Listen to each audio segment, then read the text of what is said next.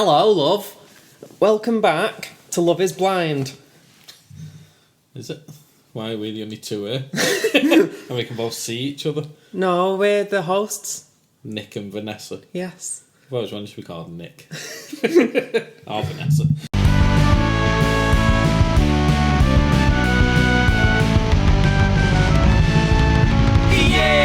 We're back for Music Is It Good Though? Listening to music, some of which is new, some of which is old, and deciding on, as a whole, is music any good or not? Yeah, this is one of the old ones. It is one of the old ones.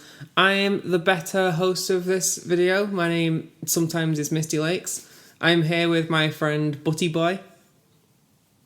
Read into that what you will. To any international viewers, Butty probably doesn't mean what we think it means. I'm obsessed with anal. That's in Keep the that shot. in for the mum. Today, we shall be listening to allegedly the best album of 1992, according to RateYourMusic.com, which is an album by Aphex Twin called... Selected Ambient Recordings 85 to 92, is it? Did you have any preconceptions of Aphex Twin? No, didn't know what it was. I knew that it had... What is it? Is it a guy? Yeah, I think it's a guy. Right, okay, because this is one I've not even read up on the Wikipedia, so I'm literally no idea. I knew that he'd either been nominated for the Mercury Prize or won it. Mm-hmm. Maybe not for this album, but I know that he had won it or been nominated, and that's the only time it's ever come on my radar. Mm-hmm. So I assumed, because I think it's only in the recent years that it has done that, that I thought it was quite new. So I was quite surprised when it was like back in the 80s it was doing this. So I keep calling it is. Hey, yeah. I'm imagining it's like a robot or something. Yeah. I think from what I've read online, because it's from, if it is 85 to 92, whatever those years are, it works out that some of the songs on there, he would have been like 13 when he made. Really? Yeah. So if he started in 85 or whatever the earlier side of the years were, he would have been 13 or 14. To 92, he would have been in his early 20s. Apparently he's got a lot of essential albums. Yeah, well, he's very big. Like, obviously, it's the best album of 92. Yeah. Did you have any preconceptions of this sort of genre of music? Because I know it's something you wouldn't tend to listen to, is it? No, I didn't. Well, I knew what ambient music could be. It's like IDM, isn't it? So it's like ambient... What does I I can't remember what the I stands for, but it's more an ambient dance music. Yeah. But it's not dance music in that you wouldn't dance to it, I guess. Yeah, you wouldn't... Well, you might if you smacked off your tits. That, like, you're just like swaying like a zombie. Yeah. It's called IDM, but it became a meme in that there's study beats. Chill beats to study to is a thing, like a genre that you can look for, which tends to be IDM. Right, okay. So I know it more of like chill beats. So is this some study music beats that you'd listen to? Well, this, up until when I started my daily reviewing albums, I hadn't really heard any music like this. But then there was a band called Boards of Canada, which are IDM, and I think it's very context specific, but I really, really like their album Music Has the Right to Children. So probably Out for a Long Drive in the Car. Is children a verb there? Anyway, probably not the music that I would go for a long drive listening to, but it does, it's like Ritalin in that it, like, if I'm... Send you asleep. No, it focuses you. Do you know what Ritalin is? Yeah. So, like, if I'm in Costa doing some uni work or something, put my headphones on and put Boards of Canada on, I'm kind of in the zone. Whereas some other music, probably partly helped by the fact that there's minimal vocals, because if I have something on with singing, it's distracting. Whereas if it's just kind of ambient beats, it's enjoyable but not distracting. So it's very context specific, I think, for me with this genre. Yeah, I can't listen to any music while I'm studying, because whatever it is, it distracts me. Yeah, I can get that, because for a long time I wouldn't listen to music, but then when I started doing my album a day and I've got studying to do, I try and put them together, and sometimes it works, sometimes it doesn't, but for this genre of music I find it helps. Thoughts on the album? Crap. Awful. Like, irredeemable. Like, I don't understand why anyone would choose to listen to this or why it'd be... I just don't like dance music. I just don't get it. I was wondering what your thoughts would be, because I know you don't like party dance music, things like Bass Hunter and all that stuff, Avicii.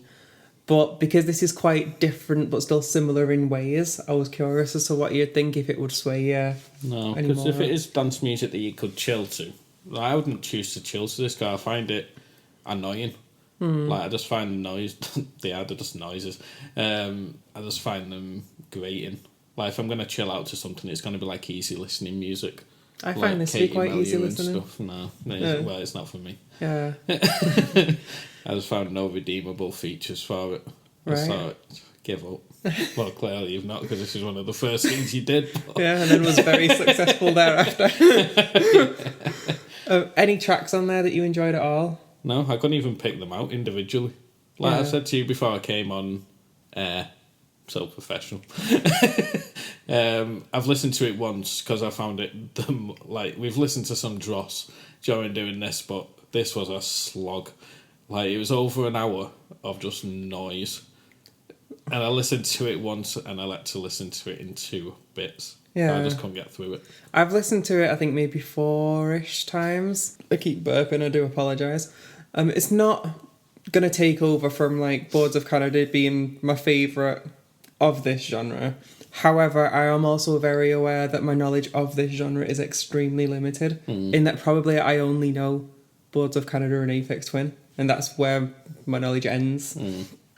So what did you actually like about it? I liked that it's not so in your face, and it is more like the ambient side of it. There's ambient music that I've listened to where I do just get bored, or music even where, like, I know we've said before, like, does the album make you angry?